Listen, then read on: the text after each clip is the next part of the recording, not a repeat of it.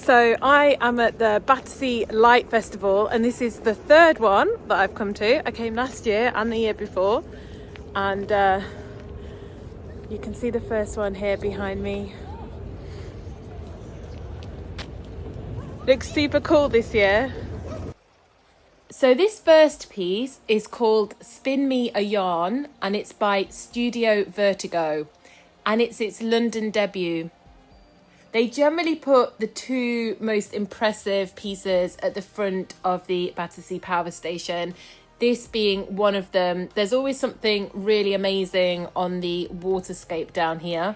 So this piece is purposely large, and it's designed to make us think what it would be like if giants walked amongst us.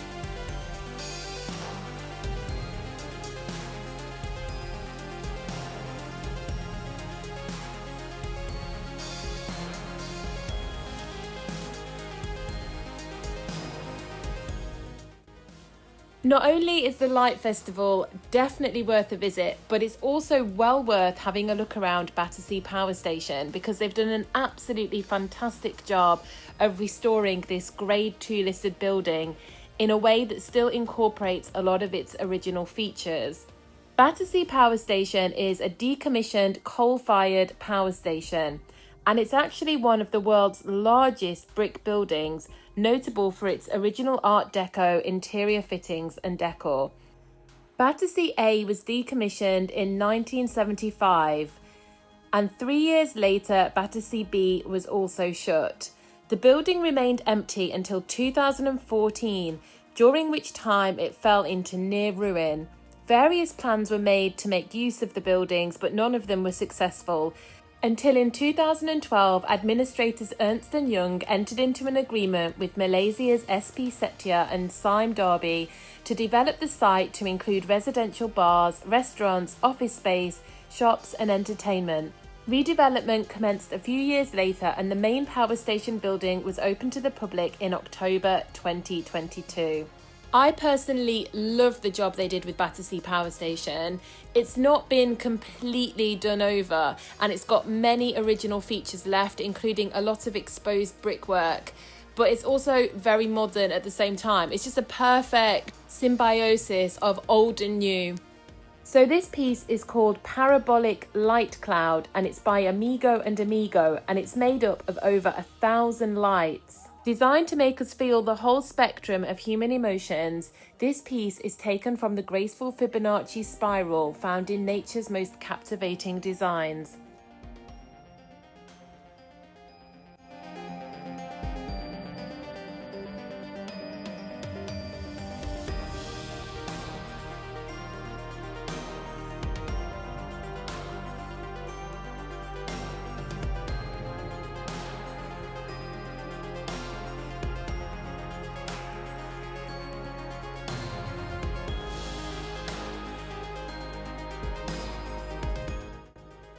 So rather unfortunately, this piece called In Bloom by Kumquat Lab was out of commission when I visited, and I'm really sad about this one because it's one of the interactive ones, but Battersea Power Station is pretty far away from me, and although I debated going back to capture it, I thought better of it. And this one is actually an interactive musical light sculpture, And visitors can trigger musical notes by pressing their hands in front of the white flowers. So whilst I was in Battersea Power Station, I really wanted to check out one of their newly opened coffee shops, Arabica. Arabica is a unique specialty coffee shop originating in Japan, and it serves and roasts the best coffee from around the world, including from their very own coffee farm. So I had an oat milk cappuccino because some of their signature lattes have condensed milk in, unfortunately, and I had a lemon protein ball. Also, can anyone tell me what this is? Is it sugar syrup? Cheers. That is actually a really, really, really good coffee. It's definitely up there in the top 10. So right outside the coffee shop is one of our next installations, Aura by James Glancy Design, and it's a bespoke piece of light art created exclusively for Battersea Power Station for this light festival. It's inspired by the wonder of the Northern Lights.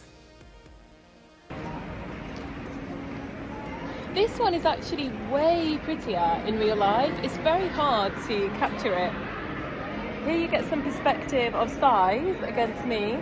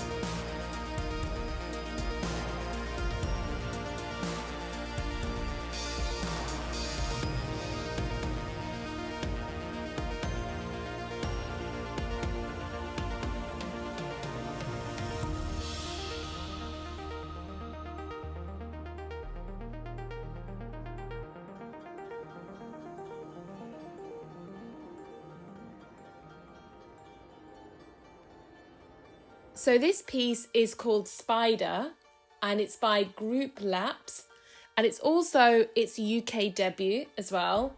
So this monumental spider consists of a whopping 80 smaller spiders, and the sculpture as a whole is 2 meters wide.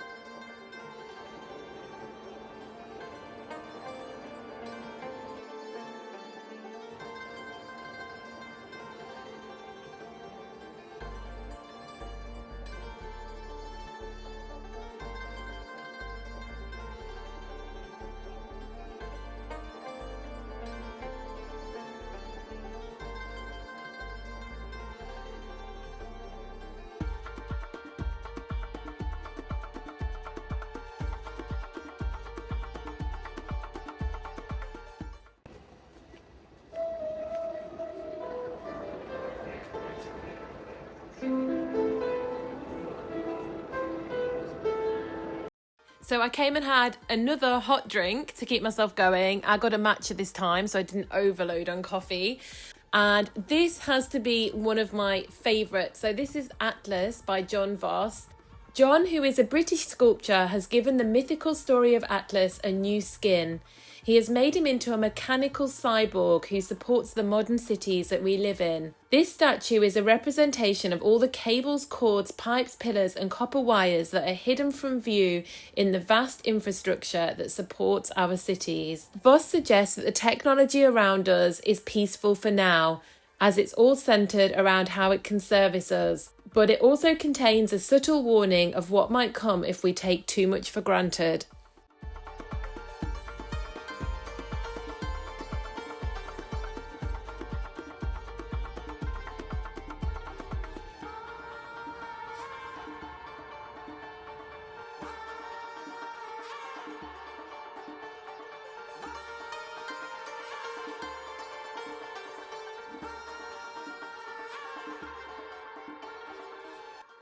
Our penultimate piece is Tornado by UXU Studio, and it's designed to invoke the feelings of a tornado and how we would feel if one hit our city. Living in the UK, we are pretty lucky that we never get these crazy natural disasters, but it's designed to make us think about how we would feel in such a situation. A tornado is the perfect example of a magnificent fantasy mixed with a deadly and devastating natural phenomena.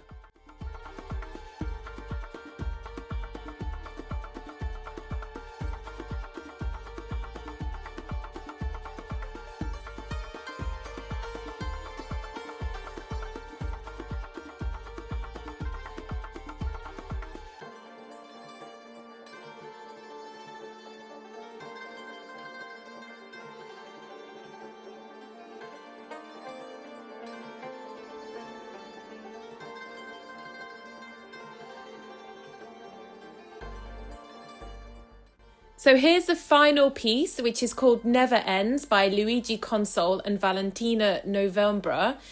Again, a UK debut. And the concept is that when you jump on the horse and ride it, the platform springs into action and puts on a light display. It's inviting us to rediscover the pleasure of play and the beauty of being a child. And I do love these ones that invite us to be children again and explore our inner child. Of course, I had to give it a go. I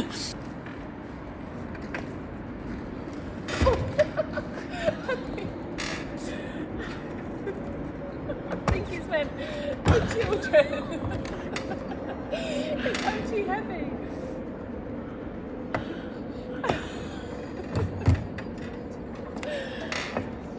I think I broke it.